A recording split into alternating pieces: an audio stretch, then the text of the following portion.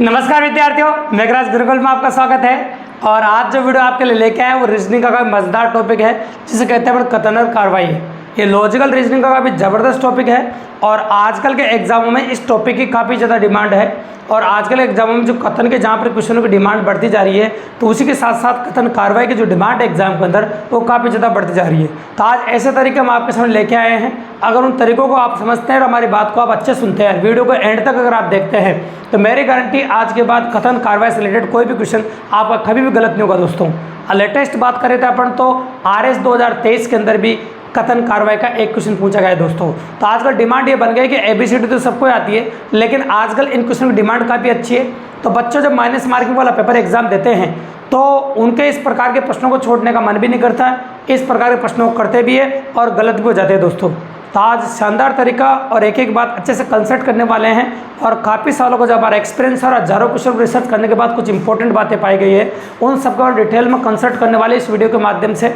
और इस वीडियो में जो वो बातें आपको बताने जा रहे हैं, अगर उन सारों बातों को आप सीखते हैं तो आज वीडियो को एंड तक देखते हैं तो इससे रिलेटेड कोई भी क्वेश्चन अगर एग्जाम में आज के बाद आता है तो आपको कोई भी क्लास लेने की जरूरत नहीं, आप डायरेक्ट क्वेश्चन कर सकते हैं एग्जाम के अंदर। ऐसे तरीके आपको इस वीडियो के माध्यम से आप देखने को मिलेंगे दोस्तों। तो चलो वीडियो को शुरू करते हैं अपन। टॉपिक का नाम है आपका कथन और कार्रवाई। तो कथन और कार्रवाई है, तो एग्जाम के अंदर इस प्रकार के प्रश्न जब एग्जाम में आपको देखने को मिलेंगे तो एक तो कथन दिया जाएगा और दो कार्रवाई दी जाएगी आपको। ये कथन होगा और दो कार्रवाई होगी। कई बार एग्जाम में कार्रवाई की संख्या 3 भी हो सकती है, कोई टेंशन की बात नहीं है, लेकिन तरीका सेम रहेगा, जो रूल्स आपको बताए जाएंगे। तो एक कथन इस प्रकार से दिया जाएगा और दो कार्रवाई आपको दी जाएगी। अब कई बच्चे इस टॉपिक को कभी पढ़े नहीं होते हैं, फिर भी अपने मन से इस क्वेश्चन को करने की कोशिश करते हैं और गलत हो जाता है। तो करना क्या है, एक एक बात को अच्छे सुनिएगा आप। तो अपन कह रहे हैं आपके सामने जो कथन आपको दिया जाता है वो एक समस्या के रूप में होता है। जो कथन आपको एग्जाम के अंदर मिलेगा वो एक समस्या होता है। समस्या क्या होती है? आंशिक, जिससे हमको आंशिक या फिर पूरी तरीके से पूर्ण रूप से हम उससे परेशान हो जाए, वो होती है हमारी समस्या। तो इस समस्या के रूप में हमको कथन दिया जाता है एग्जाम के अंदर। वो जो कथन हमको दिया जाता है वो समस्या के रूप में होता है। वो समस्या कैसी भी हो सकती है? तो बहुत सारी समस्याएं होती है इस दुनिया में, तो सबके बारे में बात करते हैं। पर देखो, दहेज प्रथा, तो दहेज प्रथा भी एक समस्या है, तो कथन दहेज प्रथा के रूप में हो सकता है। जाति प्रथा, तो जाति प्रथा भी एक बहुत बड़ा अभिशाप हमारे देश के लिए, क्योंकि हमारा देश ऐसा जहाँ पर जातियाँ काफ़ी ज़्यादा है ना, सर्वधर्म संप्रदाय देश है अपना, तो जाति काफ़ी ज़्यादा है। इस वजह से ये भी एक बहुत बड़ी समस्या है ना, क्योंकि नेता लोग जाति के नाम पर लड़ाते रहते हैं। तो वही है प्राकृतिक आपदा। प्राकृतिक आपदा में बाढ़ आना हो सकता है, भूकंप हो सकता है, दोनों हो सकती है। तो प्राकृतिक आपदा की अगर हम बात करें आपके सामने, तो बाढ़ भी हो सकती है, भूकंप भी हो सकता है, दोनों हो सकते हैं। तो बाढ़ या भूकंप आने की कंडीशन हो तो वो भी एक समस्या है, आप जानते हो। ट्रेन की दुर्घटना हो जाए या कहीं गैस लीक हो जाए, पावर प्लांट में ब्लास्ट हो जाए, ये सब भी क्या है, दुर्घटना या फिर समस्याएं हैं। या सांप्रदायिक दंगा, दो जातियों के बीच में, दो धर्मों वाले लोगों के बीच में अगर दंगा हो जाए तो वो भी एक समस्या है। तो ये सब समस्याएं हैं। ये इतनी सारी समस्याएं जो मैंने आपके सामने बोली है, इन सभी समस्याओं में से एक समस्या आपको ऑप्शन के अंदर देखने को, मतलब कथन के अंदर देखने को मिलेगी, और फिर कार्रवाई क्या करनी है वो दिखने को मिलेगी आपको। तो कथन सिर्फ समस्या के रूप में होता है। तो ये बात तो आप समझ गए हो, कथन किसके रूप में होता है। तो कथन जो आपको दिया जाता है वो समस्या के रूप में होता है। जो कोई भी समस्या इस प्रकार की हो सकती है, दहेज प्रथा, जाति प्रथा, प्राकृतिक आपदा, भूकंप, बाढ़, ट्रेन दुर्घटना, सांप्रदायिक दंगा, इनसे रिलेटेड जो होती है वो सब समस्याएं हो सकती है। तो जो कथन आपको दिया जाएगा एग्जाम के अंदर, एक गांठ बांध लेना, वो किसी न किसी समय पर समस्या पर आधारित होता है। और यहाँ पर कथन और कार्रवाई में जो कथन होता है सिर्फ समस्या होती है। ठीक है, ये हो गया आपका कथन के बारे में। अब जानते हैं अपने कार्रवाई के बारे में। तो जो कार्रवाई होती है कथन के अनुरूप होती है। तो कथन को पढ़ने के बाद जो समस्या होती है कथन की, उसके अनुरूप समस्या का समाधान हेतु उठाया गया कदम या प्रश्नार्थ निर्णय कार्रवाई कहलाती है। तो समस्या कथन के अंदर दी जाती है, तो समस्या के समाधान हेतु उठाया गया कदम, जो समस्या है उसके निवारण हेतु जो कदम उठाया जाता है वही कार्रवाई होती है। या प्रशासनिक निर्णय, क्योंकि आप जानते हैं कि निर्णय कौन लेगा, प्रशासन लेगी ना। तो जनता का भी निर्णय ले सकती है, जनता सिर्फ कार्रवाई सुझा सकती है, निर्णय प्रशासन लेता है, सरकार निर्णय लेती है या प्रशासनिक निर्णय होता है। और समस्या के समाधान हेतु उठाया गया कदम भी सरकार का होता है, क्योंकि हम कोई भी कदम नहीं उठा सकते। क्योंकि प्रैक्टिकली अगर हम बात करें आपके सामने कहीं भी कोई घटना हो गई और अपन ये कह दें कि मरने वालों को 50-50 लाख रुपए और घायल होने वाले व्यक्तियों को 5-5 हज़ार रुपये या 5-5 लाख रुपए देने चाहिए, ऐसा कह सकते हैं अपन। तो ये बात सरकार थोड़ी मानेगी, कार्रवाई हमने सुझाई है, लेकिन सरकार तो वही मानेगी जो उनके बजट में होगा। सही बात है, ये पॉसिबिलिटी इंपॉर्टेंट बात है। तो कार्रवाई वही की जाती है जो होने लायक होती है, मतलब सरकार कार्रवाई वही करती है जो होने लायक होती है, मतलब होने लायक कार्रवाई सरकार द्वारा की जाती है। ठीक है, तो अपने कह सकते हैं कि समस्या के समाधान हेतु उठाया गया कदम ही या फिर प्रशासनिक निर्णय कार्रवाई कहलाती है। समस्या का समाधान हेतु जो कदम उठाए जाते हैं या फिर प्रशासनिक जो निर्णय लेता है या प्रशासन जो निर्णय लेता है उसे हम कार्रवाई कहते हैं। उसे क्या कहते हैं अपने बताओ? कार्रवाई कहते हैं। तो वो कार्रवाई होती है, क्या होती है बताओ? कार्रवाई होती है। ठीक है, अब मैं ये कह रहा हूँ आपके सामने कि कार्रवाई के बारे में भी आप समझ गए, कथन के बारे में आप समझ गए। तो इस प्रकार के प्रश्न जब एग्जाम में आपको देखने को मिलेंगे तो आपको ऑप्शंस देखने को मिलेंगे टोटल। तो टोटल ऑप्शंस कैसे कैसे होते हैं देखिए आपको, तो टोटल आपको 4 या 5 ऑप्शन देखने को मिलेंगे।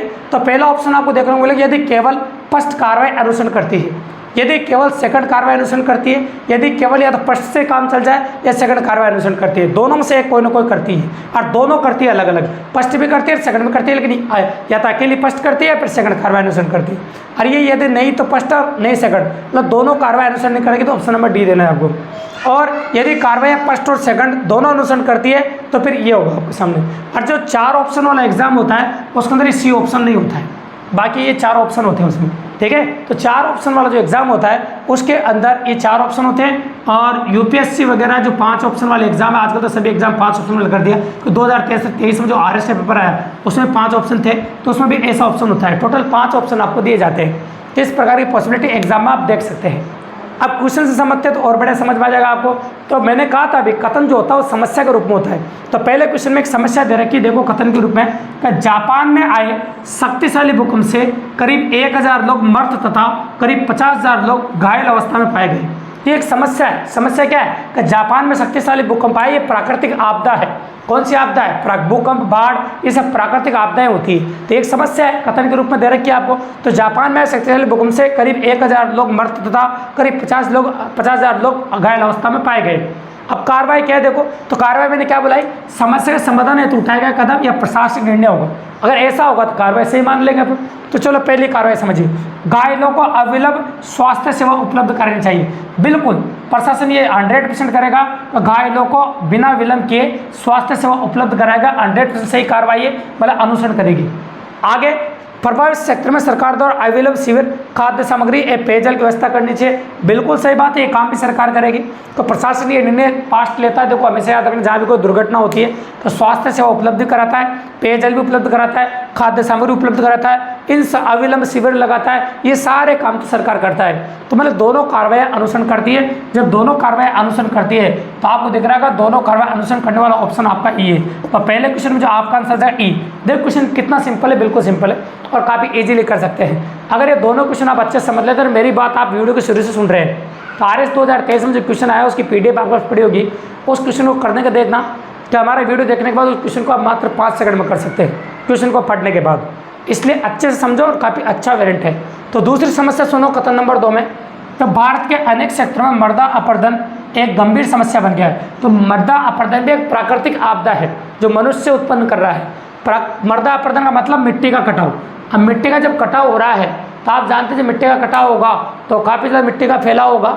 अब मृदा अपरदन और मृदा का अपरदन और एक गंभीर समस्या बन गई है। तो देखो क्या होता है, पेड़ क्या होते हैं कि मिट्टी को बांध के रखते हैं। तो पेड़ कम हो रहे हैं तो मिट्टी कटाव ज़्यादा हो रहा है, अब मिट्टी कटाव ज़्यादा हो रहा है तो मिट्टी बंद कर दी, इसलिए मृदा का अपरदन हो रहा है। चलो कार्रवाई कर सकते नहीं कर सकते, देखो सुनो, सरकार को वृक्षों की कटाई पर पूर्ण प्रतिबंध लगा देना चाहिए।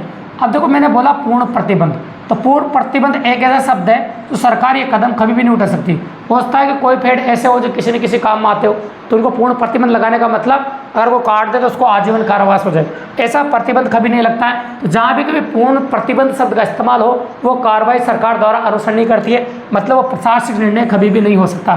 तो यहाँ पूर्ण प्रतिबंध शब्द का इस्तेमाल है। उसी प्रकार से उर्वरकों के उपयोग पर पूर्ण प्रतिबंध होना चाहिए। तो आप जानते हैं उर्वरकों के उपयोग पर भी पूर्ण प्रतिबंध नहीं हो सकता। आप अच्छी तरह जानते हैं जो उर्वरक होते हैं उनके उपयोग पर भी आप पूर्ण प्रतिबंध नहीं कर सकते। ठीक है, उर्वरक जो है उनको उपयोग पर भी आप पूर्ण प्रतिबंध नहीं कर सकते, मतलब दोनों काम आप नहीं कर सकते, मतलब दोनों कार्रवाइयाँ अनुसरण नहीं करती। तो आप कह सकते हैं इसमें ऑप्शन नंबर डी, मतलब दोनों कार्रवाई अनुसरण नहीं करती। इस प्रकार से आपको देखना पड़ेगा कि समस्या के रूप में ये चीज़ें दी जाएगी और समाधान हेतु 2 काम करने पड़ेंगे, और इन दोनों कामों में से समस्या का समाधान हो सकता है तो वही आपकी कार्रवाई है। अगर वो समाधान नहीं है, अपनी मनगढ़ंत बात है, तो वो समाधान नहीं है, मतलब वो आपकी कार्रवाई अनुसरण नहीं करेगी। तो इस प्रकार से अगर आप क्वेश्चन करते हैं, दिमाग को प्रेशर नहीं लेते हैं, काफ़ी आसानी से करते हैं, तो एग्जाम में क्वेश्चन गलत होने के चांस 1% भी नहीं है। और कथन कार्रवाई से कोई भी क्वेश्चन अगर एग्जाम में आता है तो मेरी गारंटी है कभी भी गलत होने के चांस नहीं रहेंगे और काफ़ी ईजिली आप कर सकते हैं। तो कथन को आराम से पढ़िए और फिर कार्रवाई 2 चीज़ों पर अनुसरण करती है, समाधान या तो उठाएगा कदम या फिर प्रशासनिक निर्णय। अगर इन दोनों में से कोई बातें बिलोंग करती है तो उसको कार्रवाई को अनुसरण कराना, अगर नहीं करती है तो अनुसरण बिल्कुल भी मत कराना दोस्तों।